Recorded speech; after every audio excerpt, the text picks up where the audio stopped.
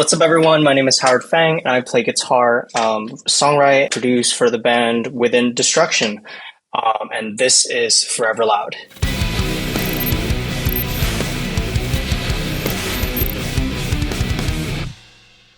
Thank you so much for joining us today and taking the time to share a little bit about the band and about your new album.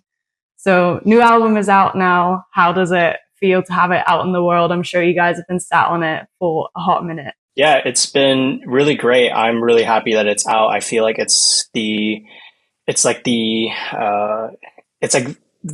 best reflection of where we are in terms of how we are musically, and it's just good that now it's all out, and now we can tour these songs. And yeah, really happy that it's finally out. We've been sitting on these songs for a few years now, and doing tours for the past few years with like the old songs, and then like maybe we'll play like one new song from Animetal, and like we always look forward to playing the new song. Now it's like, okay, great, we can play a lot more of the new stuff, and we feel much better about that.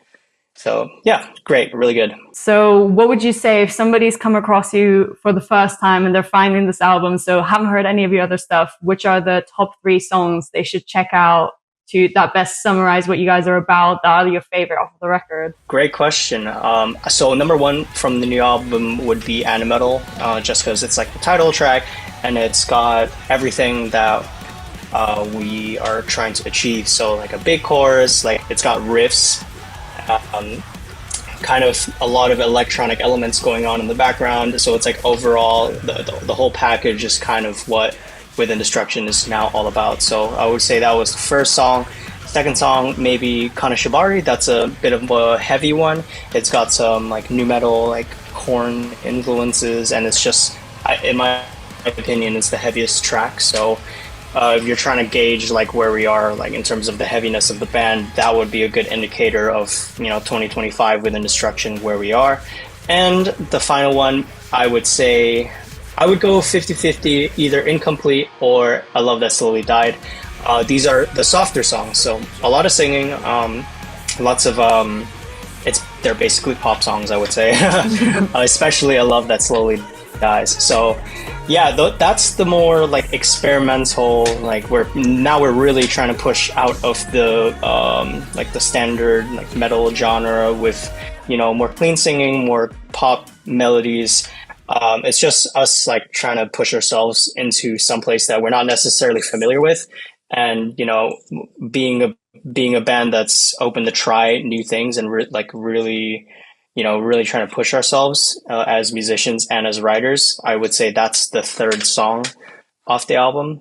So yeah, Animetal, Kanashibari, and 50-50 on Incomplete, and I Love That Slowly Died. You've just said that you really pushed yourselves with this album. Would you say that was kind of like the big challenge with this? You wanted to try something really different, throw a few whack ideas in there that when people check it out, they go like, holy shit, what is this? Yeah, 100%. This album was all about like the hooks and all about really catchy parts, especially with choruses. We actually worked with Matt McAndrew, who sings for the band Rain City Drive, and I think he was on The Voice. He was like one of the top guys from The Voice, so he's like a pop guy. And yeah, we got his help to like work with us with some of the lines, and like it really blew our minds. Like, wow, like this is how people are thinking about writing melodies, like looking at everything like in terms of like how symmetrical it is, or like trying different lines, seeing how everything like resolves. It's like, wow, it's like a brand new world for us. So yeah, like a lot of experimentation, just like pushing ourselves in a way that we never have done previously. Yeah, maybe we focused on like, oh, like let's write the heaviest part, let's write like just trying to be like the heavy deathcore band that we are. Maybe pushing other elements such as like electronic music elements into it, like trap music elements into it. But now it's like a real emphasis on hooks. So that was the big thing for this album. And yeah, I'm glad people are digging it. Which one's kind of shaping up to be the fan favorite song then? Is there like a clear indication yet, or are the camps pretty split between songs? I would say Cybergirl is the big one. I think both in terms of like the music video views and reception, and also when we play it live, it's like it really goes off. The chorus kind of has like this like dance beat behind it, you know, and like it's very like EDM in the fact that everything is like kind of side chain in a way that like it like pumps, and yeah, it's just like a like huge chorus type of vibe. So I would say Song is the big one on Animetal, in my opinion, from what I've seen. That's actually so interesting that you mentioned that music video, because that music video is really cool. I watched it the other day with like the little holograms and everything. I think it's like a really cool introduction to the sort of visual world you guys are building. So whose idea was that to be like, let's have a hologram, let's have like a half robot in the video? So we work with a Japanese team with a Shun and Eva. We've done a few videos with them already in the past, and that's like our go-to team. They just have their vision is so, it's so how do I say it? Like it's such first of all, it really aligns with what we're trying to go with. So when we approach them with an idea, like it's boom, this is like they deliver, and they send us like their draft ideas, and we're like, wow, this is like exactly what we need.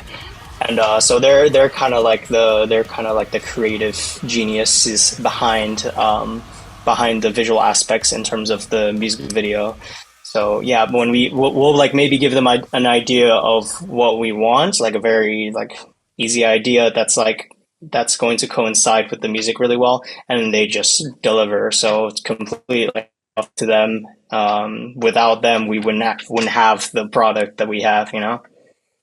That's really amazing though. I feel like when you come across creative people like that, that just adds so much to what you're doing and really helps bring that world alive. Because I think you've done such a great job of building like this visual world for this new album, like all throughout the music videos, and you know, with your whole look and aesthetic, obviously leaning into that sort of anime Japanese style, like one of the videos doing a bit Tokyo drift, like that sort of world. Is anime also something you guys are interested in? Like, are you all huge anime fans, or was that more like a coincidence of that coming together? Yeah, for sure. I think like anime has been quite a big theme in terms of like our the visual aspect of the band, but also like we're all quite big anime fans. I'm pretty basic. Like I don't go too deep into it, but like Roke and Luco, like yeah, they're really into anime. You know, Luca's got a bunch of anime tattoos, and Roke can talk for days about like animes. Like we went to Crunchyroll, and like it's like Disneyland for them, you know. Wow. So yeah, like big. It's like I wouldn't say it's a coincidence, because it's like it's such a big part of their big part of their lives, and yeah, it's kind of like it kind of just goes hand in hand, to be honest. Yeah. So do you have a favorite anime? And maybe you know the other guys, if they have a favorite as well. Yeah, so a fan actually asked us this question, and all three of us said Death Note. Just yeah, it's like, in my opinion, it's the best anime that's ever been made and ever will be made. Nothing's going to top that. So it's like everyone go watch that when you get home, basically, on everyone's watch list. Yeah, it's a class. It's a classic, 100%. It's like the storytelling, the tension, the damn, like what an amazing show that was. So you guys basically wanted to just, you know, compose the soundtrack but make it metal. Yeah, actually, so the song Animetal, when we were thinking about a title track to go with the album, like we already knew that the album was going to be called Animetal, and it's like, how do we wanted to just write an anime intro song, and like for all the animes out there just have amazing soundtracks, like by amazing bands, and it's like it's so high energy, it's so upbeat, and it really ties into the visual component what these animes are about. So when we were writing Animetal, that's like what we wanted to do, you know. I would say Cybergirl also kind of under that vein, but Animetal is like a anime intro track, and yeah, it's like anime intros are kind of like the inspiration for that. Yeah. Very cool. I think it's very cool that you kept it all in that world. And I don't know, was that like something that made it click between all of you as well when you first met? Was it like all of a sudden you started talking about how much you love music and anime and you were like, we should, you know, do this long vision, live in this world? Or yeah, how did you guys get together? So I actually met these guys when I was in a different band when we toured the US, and that's how I kind of got to know them. I noticed on that tour that they had a bunch of anime designs already on their like merch. Like that was their thing, you know. They've like they'll just do like anime parody with like the band logo, and it's like at the time there wasn't really a lot of bands doing that, and now like a lot of bands are doing it. So that like I already knew like yeah, these guys are really like really into anime. So and I was kind of into anime, and then like yeah, once They enlightened you, they broadened your horizon. They were like, right, we need to indoctrinate you so you actually understand what this whole anime thing is about. exactly, yeah. And, you know, in a way, with these music videos and stuff, you brought yourselves to life in your own version of animes. And how do you guys do that live? Like, is it almost like you all have a character on stage, or is it just like you guys? Like, how do you handle that? Okay, so for I guess for the album, the main cover of it, it's all three of us as anime characters with a anime like mech. That's just like the main like visual selling point of the album when it comes to like the cover. But when we do live shows, um, we don't really like dress up or anything. Like we kind of just wear our stage outfits. But the thing is, if we have like a screen or something, we have like a visual show that plays either like anime parts like that maybe we've used in like anime music videos that we've done before, or just like visual aspects that are kind of anime, or just like other like more dynamic visuals that go with the show. That's really the only thing that we've done. In the future, though, I want a massive blow up anime mech in the back, or some kind of like animatronics, like that would be so sick. Wicked. I know Trivium just did like the 20th anniversary for one of their albums, and on that album there's like this giant monster, and they brought this, instead of a backdrop, it's like an inflatable model of that monster. So it's like sick. I want to do Amazing. that. Love But that. Or kind of explore that avenue that a lot of sort of DJs or like electronic artists have, where it almost looks like a character like leans into the audience. I don't know if you've ever seen that, but it's like it's wild. You should like have an inflatable to start off with, and then all of a sudden you add a layer even deeper where it just like comes out and turns into this digital character just above the audience. so cool. Yeah, I love it when DJs do that. I know I saw Bring Me a few years ago, and they have like that character Eve. from their latest albums. Yes, yes, yes, exactly. And then she kind of starts the show, and then like throughout the show, like she's there, and like it's so dynamic. It feels like she's like this massive presence in the show that just like comes in and out, and it's like, yeah, I want to do that. Like that's something when we have the budget to do that, that would be awesome. Yeah, just more visuals, more screens, basically. Yeah. That's like future within destruction. Yeah, exactly. But we all have like ideas like that, and we want to execute them as well as possible. But if we look at, when we kind of look at now and your live show, if you had to describe your live show in 3 words, what would you say? I guess the first word would be it's a journey, just because we try to go through our discography, like the big songs, and it's our discography is so varied in terms of styles. So it's like, yeah, we'll play like new songs, and then all of a sudden, wow, here's a deathcore song that like is kind of out of nowhere. Um, so yeah, it's like a journey through our discography, but we try to do it so that it like makes sense, so that it doesn't feel like what is this band, like how many genres are we doing today? So that, yeah, a journey, number one. Two, Almost I would put you on say the spot. interactive. Like you really did, because now I have to think about three words that I because I've never thought about this. You know what I mean? But I think it's good to think about this. Interactive, like we try to be as present as possible. Like we'll go in the crowd, we'll like hand you the mic, you know, like if you know the song, like you're singing the song, like we're handing you a mic, or like the stage is yours, come stage dive. We love stage divers. So yeah, quite interactive.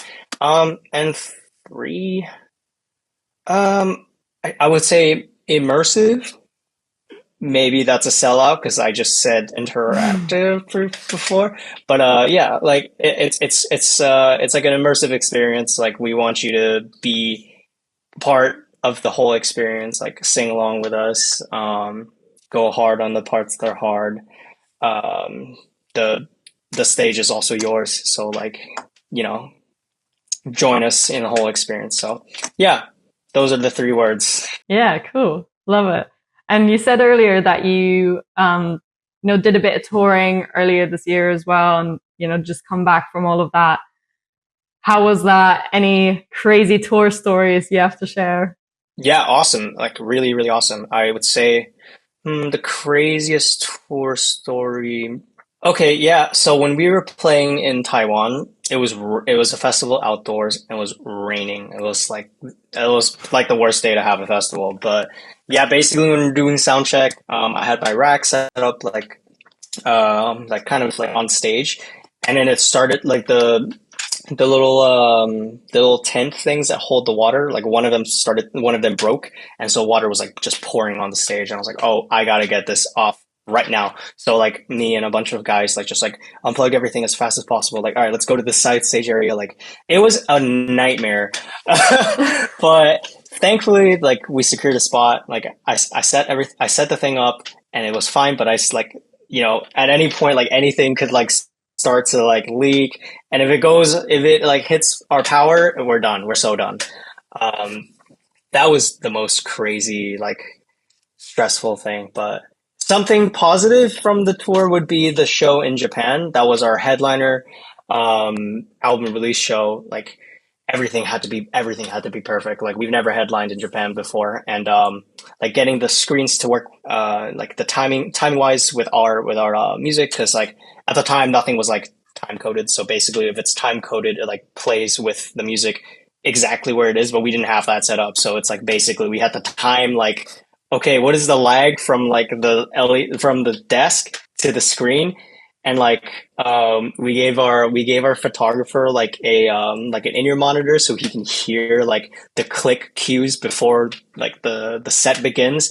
And it's like the press, and then like just gauging the timing between that. That was so stressful because it's like there's nothing we can do now, because it's not like we can set this whole rig up, because we don't have a rig.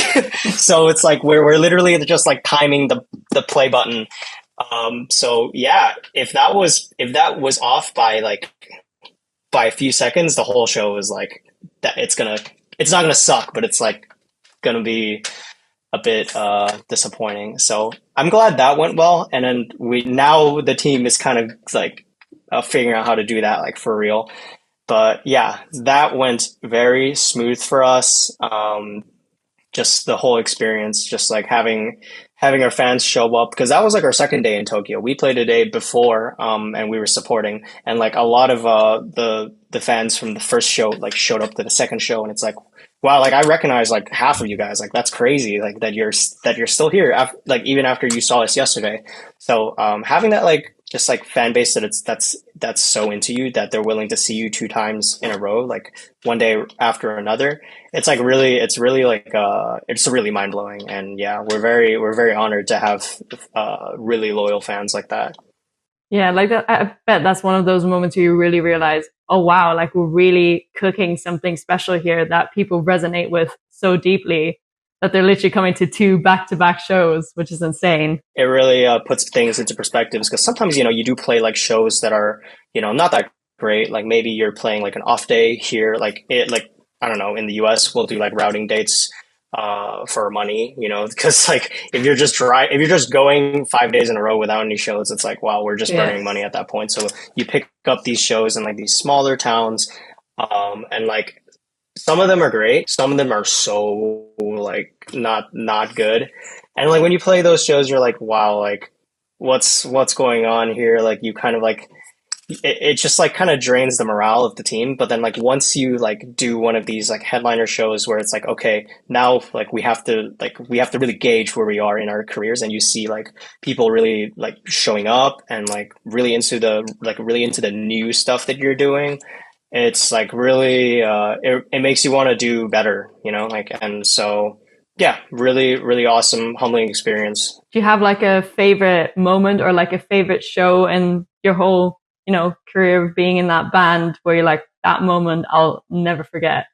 Yeah, I mean, I know we talked about the Japan show, but really, like, it was crazy. It was so good. I think the best moment was so I started doing this thing where we play the song incomplete, and for like the first minute, it's like me clean singing. And now like we do this thing where everyone like holds up their phones, and like have the little like hold Yeah. up the phone with the flashlight, right, or the lighter or whatever.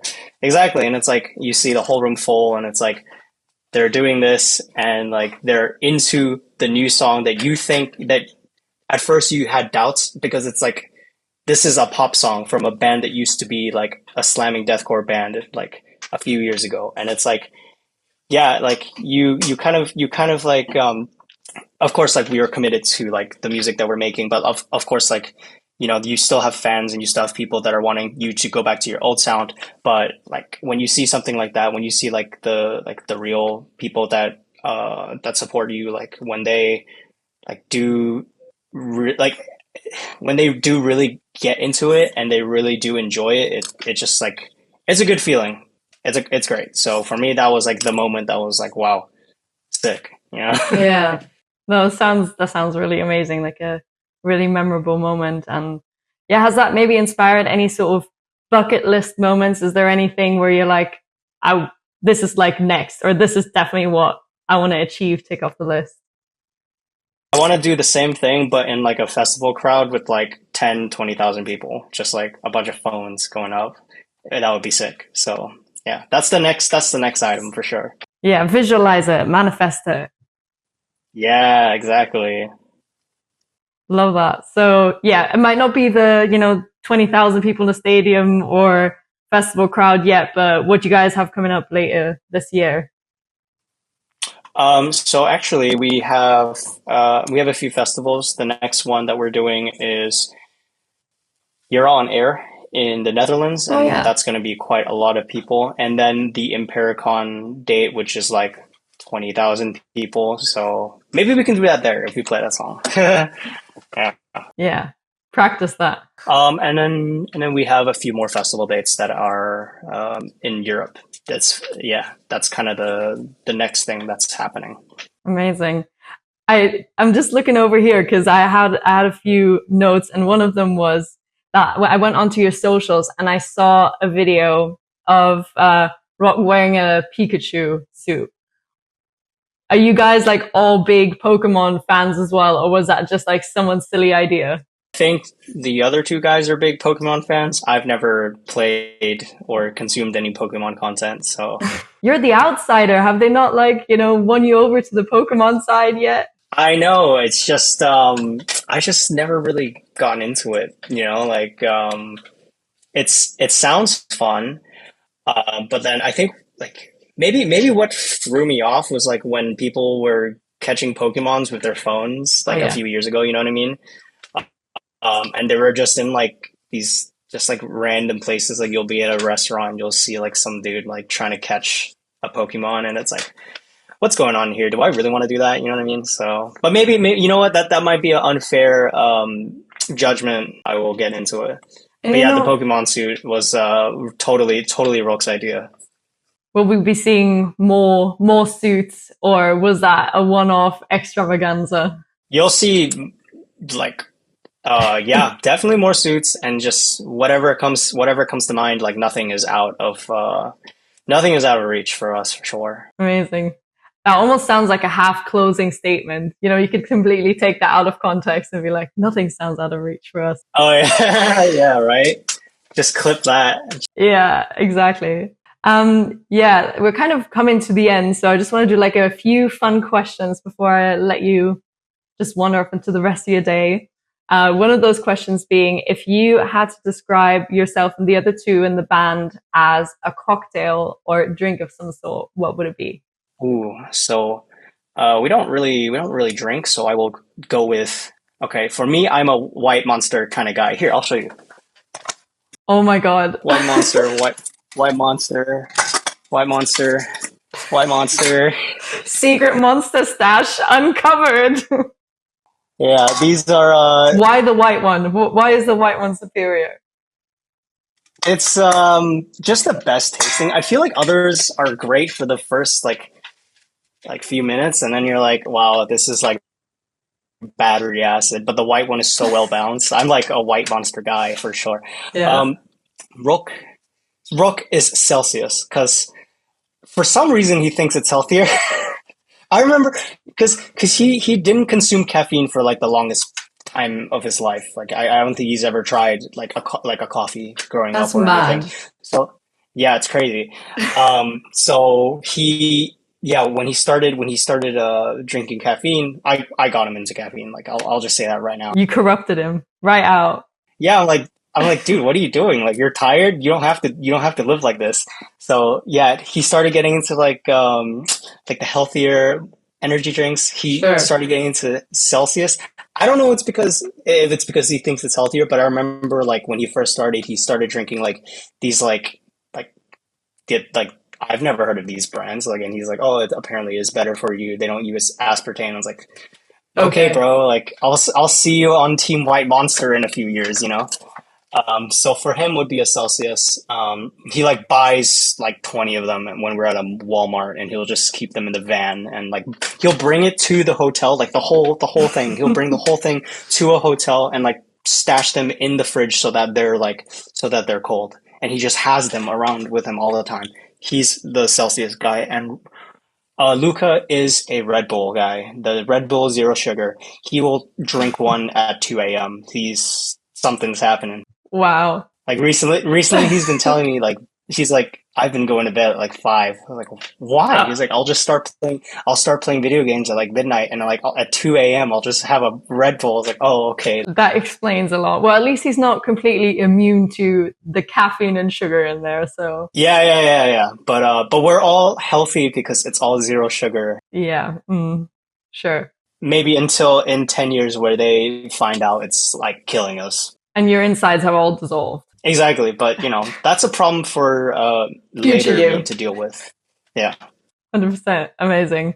And as a final question, if you had your big main character moment, you're stood in front of like double winged doors, you push them open, enter into the room. What's your entry theme? Wow. Uh, for the meme, I will say Creed higher, Nice. just because it's a meme. So I will go with that with a white monster. Gotta be done. One in each hand. Yeah. Yes, exactly. Love it. Amazing. Well, thank you so much for taking the time, and I hope you have a great rest of your day, and good luck with the album. Enjoy all the future tours, and I want to see an inflatable at some point at your shows. Yeah, for sure. That's the next bucket list item.